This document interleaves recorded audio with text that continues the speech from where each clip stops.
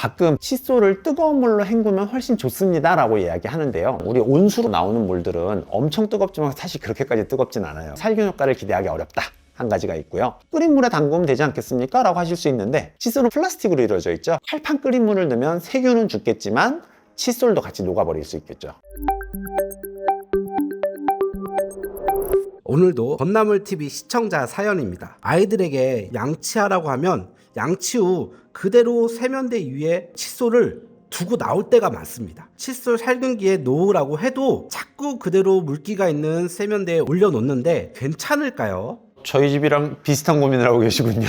어느 집이나 애들이 칫솔을 아무데나 두는 건 비슷한가 봅니다. 칫솔을 물기 있는 곳에 두면요, 세균이랑 곰팡이가 번식하기에 쉬운 최적의 조건입니다. 제가 깜짝 놀란 적이 한 번 있었는데, 애들한테 칫솔거리에 걸어야지 그러고 딱 열어봤더니 안에 시커멓게 돼 있는 거예요. 곰팡이가 펴가지고. 칫솔거리를 쓸 때는 그래서 뚜껑이 없는 걸 쓰는 게 좋습니다. 뚜껑이 있으면 그 안에서 수분이 날아가지 못해가지고 썩어버리기 때문에 뚜껑이 없는 걸 쓰시는 게 한 가지가 좋고요. 일단 세면대는 손과 얼굴을 씻는 것 이외에 발을 씻기도 하고, 어떤 경우에는 가벼운 수건 같은 걸 빨기도 하고, 여러 가지 용도로 쓰고 있기 때문에 세균들이 번식하기에 되게 좋은 조건입니다. 그것을 어려운 말로는 우리 교차 오염이라 그러는데, 다른 데서 온 균들이 교차돼서 오염되기가 쉬운 상황입니다. 예를 들어 화장실 내에서도 변기에 있는 물이 튀어가지고 세면대에 올라갈 수 있는 거거든요. 조심할 필요가 있고, 칫솔 자체에는 뭐가 끼기 쉽냐면요, 음식물이 끼어 있기 쉽습니다. 이빨 닦고 나면 음식물들이 그 안에 끼어서 들어가 있는 경우 종종 보신 경우 있을 거예요. 그리고 치약이 무슨 대단한 살균 성분을 하고 있지 않기 때문에 음식물들이 수분이랑 남아서 조금씩 썩고 세균이 발생할 수 있기 때문에 칫솔을 깨끗이 쓰는 게 굉장히 중요합니다. 칫솔모가 계속 젖은 상태로 두지 않도록 하는 게 한 가지가 필요하고,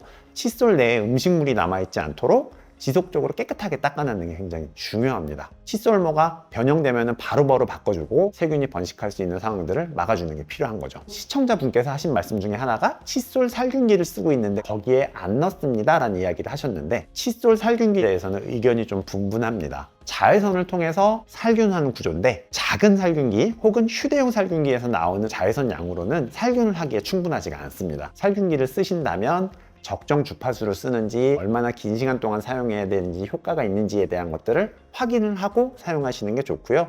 일반적인 살균기에서 대단한 효과를 기대하기 어렵다면 깨끗이 쓰는 게 가장 중요합니다. 칫솔을 도대체 어떻게 사용을 해야 위생적으로 쓸 수 있을까요? 건양대에서요, 연구를 한번 한 적이 있습니다. 칫솔 사용 기간이 늘어날수록 일반 세균, 대장균, 황색 포도상구균 오염될 확률이 높아진다라는 이야기를 하고, 칫솔을 사용하기 시작한 지 석 달이 지나면 모든 칫솔에서 일반 세균에 오염이 되었다라는 것들을 이야기했습니다. 그럼 어떻게 하면 되겠어요? 칫솔을 2달에 한 번 정도는 교체하는 게 좋겠습니다, 깨끗이 닦으면 좋겠습니다 라고 하는데, 이거에 대해서 연구가 또 한 가지가 있습니다. 칫솔을 쓴 다음에 구강청결제, 그리고 죽염, 베이킹소다, 식초를 1%로 희석시켜 가지고 담궈 본 거죠. 그리고 나서 일반 세균, 대장균, 포도상구균이 변화가 어떤지를 확인해 봤더니 식초에 담갔을 때가 가장 효과가 좋았다고 합니다. 그 다음으로 효과적인 것은 구강청결제였다고 합니다. 식초는 특유의 냄새가 있어서 좀 불편할 수 있어요. 구강청결제를 통해서 칫솔을 소독하고 싶다고 하시면 컵에다가 조금 덜어서 칫솔을 5분 정도 담가서 사용하시면 살균 효과를 충분히 얻을 수 있다고 합니다. 가끔 칫솔을 뜨거운 물로 헹구면 훨씬 좋습니다 라고 이야기하는데요, 우리 온수로 나오는 물들은 엄청 뜨겁지만 사실 그렇게까지 뜨겁진 않아요. 살균 효과를 기대하기 어렵다 한 가지가 있고요. 끓인 물에 담그면 되지 않겠습니까? 라고 하실 수 있는데, 칫솔은 플라스틱으로 이루어져 있죠. 팔판 끓인 물을 넣으면 세균은 죽겠지만 칫솔도 같이 녹아버릴 수 있겠죠. 뜨거운 물로 칫솔을 세척하겠다라는 생각은 하지 않으시는 게 좋고, 뜨거운 물로 씻으면 상대적으로 오염물들이 좀 더 잘 씻어질 수 있기 때문에 효과가 있다 정도로 생각하시면 되겠습니다. 그럼 이거저거 다 빼고 가장 좋은 방법이 뭐예요? 라고 하시면 한 가지 알려드릴 수 있는 게, 양치가 끝난 다음에 칫솔모를 손으로 엄지손가락으로 비벼서 닦는 경우 약간 따뜻한 물로 30초 정도 닦아주는 겁니다. 뭐가 없어질 때까지, 안에 끼어있는 음식물이나 치약의 잔여물이 남아있지 않을 때까지. 한 가지 조심할 거는, 손으로 너무 빡빡 닦으면 칫솔모가 빨리 상해가지고 금방 교체를 해야 될 수 있겠죠. 칫솔을 닦은 다음에 컵 같은 데 그냥 보관하셔도 괜찮은데 가능하면은 건조한 장소가 좋습니다. 화장실에 꼭 보관해야 되는 상황이라고 하면 환풍기를 틀어가지고 습기가 좀 낮아질 수 있게, 습도가 낮아질 수 있도록 도와주는 것이 좋겠습니다. 칫솔을 구강 청결제에 담가 놓는 방법이 좋은 것 같은데요. 칫솔을 화장실이 아닌 다른 곳에 두고 건조를 하라고 하셨는데 이 칫솔 말고도 화장실에 두고 쓰면 안 되는 것들이 혹시 더 있을까요? 저도 화장실에다가 칫솔을 보관하거든요. 화장실은요, 기본적으로 습기가 많아서 샤워를 한 뒤에 혹은 세면대를 사용한 뒤에 환풍기를 틀어가지고 잔여적인 습기를 날려버리는 것이 가장 중요한데요. 그러면은 조심할 거는 화장실을 늘 청결하게 사용하는 거 한 가지랑 변기를 사용한 뒤에 뚜껑을 덮어서 물을 내리는 거 두 가지 기억하시면 제일 좋겠습니다. 칫솔 말고도 조심하면 좋을 것들이 여러 가지가 있겠죠. 첫 번째는 면도기입니다. 대부분 하루에 한 번 정도는 면도기를 사용하게 되는데 면도기 사용 후에 어른 남자들도 아무 데나 놓죠. 면도하는 부분에 칼날이 들어있습니다. 그 칼날을 통해서 우리가 수염을 깎게 되는데 수염만 깎아지는 게 아니라 피부 살점들도 살짝씩 벗겨져 가지고 남아있게 됩니다. 피부의 살점들은 결국 단백질 구조거든요. 썩거나 부패돼서 세균이 번식하기 좋은 환경이 됩니다.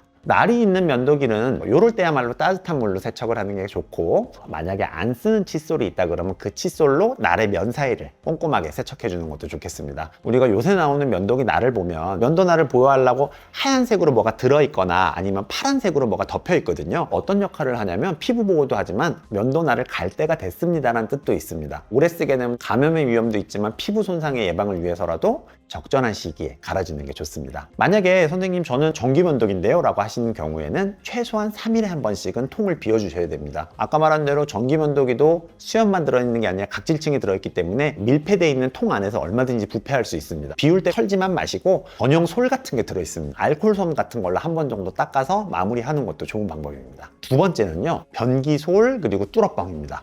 변기를 닦기 위해서 사용하는 솔은요, 소독약을 묻히고 그 뒤에 깨끗이 씻기 때문에 깨끗하게 유지되는 건 맞지만요, 뚫어뻥은 쓰고 나서 깨끗하게 소독한 기억 많지 않으실 겁니다. 욕실 청소용품들은 화장실 밖에 보관해야 되는 이유는 청소용품 자체에서 세균이 나와서 딴 데 번식할 수 있기 때문에 따로 보관하자는 거고요. 꼭 화장실에 보관해야 되는 상태라면 표백제 물을 1:9의 비율로 섞은 다음에 변기솔과 뚫어뻥을 넣어가지고 세척을 해주고 말리는 과정을 거친 후에 보관하시는 게 좋겠습니다. 세 번째는요, 여성 위생용품입니다.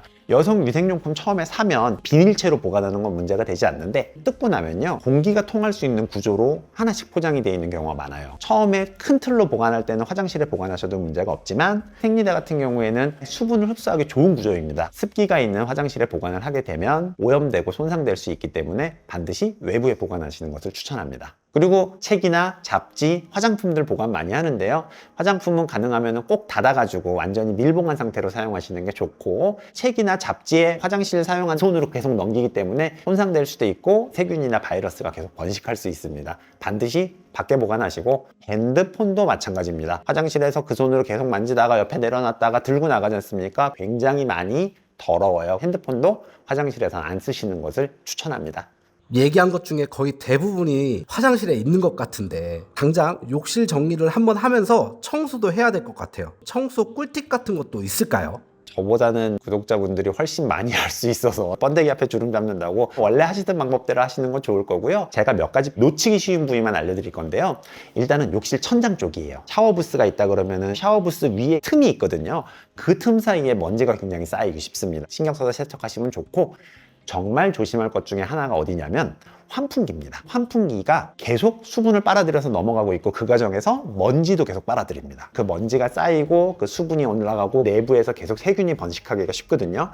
지금 당장 가셔서 환풍기 뚜껑 살짝 내려보시면 그 안에 시커멓게 돼 있을 가능성이 큽니다. 그리고 화장실 천장 같은 경우에는 변기 물 내리면 그 변기 입자들이 천장까지도 대부분 다 도달하기 때문에 그 부분 매일 닦진 않더라도 한 달에 한 번 정도는 청소해 주시면 세균 번식을 막고 깨끗하게 화장실을 사용하는데 도움이 될 수 있습니다. 천장 청소를 할 때 여러분 손이 잘 닿지 않기 때문에 어떤 도구를 사용하거나 사다리를 쓰는 경우 있는데, 화장실은 늘상 미끄럽기 쉽다는 것을 잊으시면 안 됩니다. 옆에 사람 없을 때 올라가지 마시고 있을 때 올라가셔서 청소하시면 되겠고요. 화장실의 위생이 담보가 돼야 화장실에 보관하고 있는 대부분의 물건들이 안전하게 보관될 수 있기 때문에 늘 습기에 대한 것들 그리고 청결에 대해서 신경 쓰시면 좋겠습니다. 오늘은 화장실 위생에 대해서 알아보았습니다.